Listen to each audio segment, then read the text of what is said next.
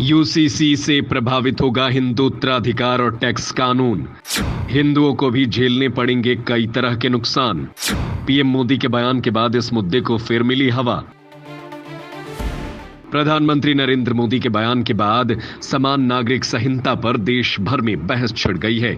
UCC पर आम चर्चा अभी विवाह, तलाक, गोद लेने, विरासत, उत्तराधिकार जैसे कानूनों तक सीमित है। हालांकि अगर यूसीसी लागू होता है तो इससे राजस्व, टैक्स कानून पर भी प्रभाव पड़ने की संभावना है। माना जा रहा है कि यूसीसी का सबसे सीधा प्रभाव हिंदू अविभाजित परिवार को मिलने वाले कर लाभ और हिंदू परिवार उत्तराधिकारी अधिनियम पर पड़ने की संभावना है।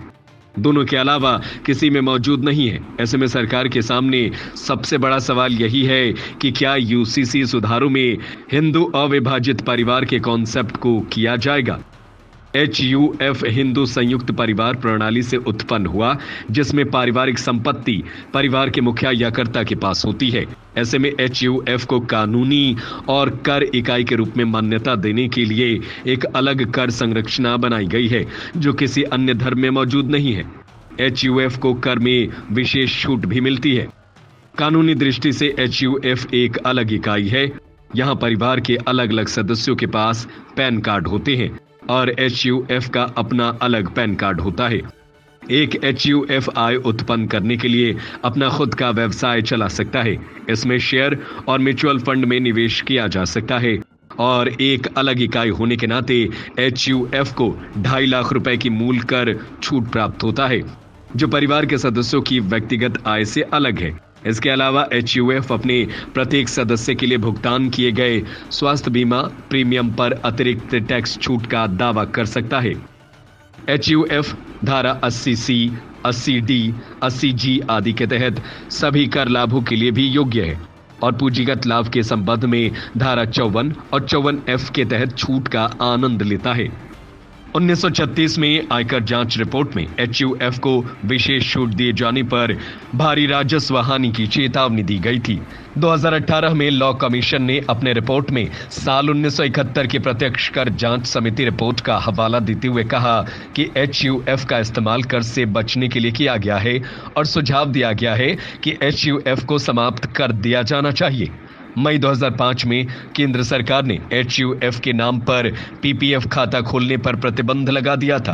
अगर यूसीसी के तहत HUF को खत्म किया जाता है तो करोड़ों हिंदू परिवारों, खासकर व्यापारिक परिवारों पर असर पड़ने की संभावना है। इसलिए ये देखना बाकी है कि क्या सरकार HUF को दी जाने वाली कर, बीमा और निवेश छूट को भेदभावपूर्ण मानकर समाप्त कर देगी। हिंदू उत्तराधिकारी प्रणाली में सहदायिक का अर्थ है पैतृक संपत्ति का हिस्सा प्राप्त करने का जन्म से निहित अधिकार।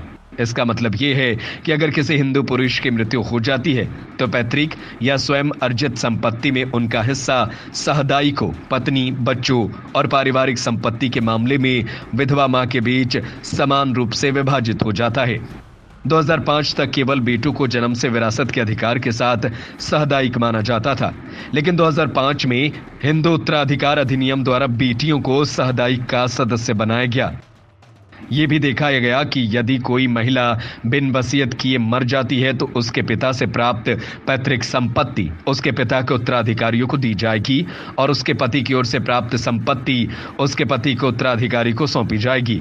हिंदू कानून में संशोधन के तहत पैतृक संपत्ति के संबंध में पुरुषों और महिलाओं के लिए समान विरासत की बात कही गई है, जबकि अन्य धर्मों में उत्तराधिकार कानून अलग अलग है। जैसे मुस्लिम कानून स्पष्ट रूप से संहिताबद्ध नहीं है।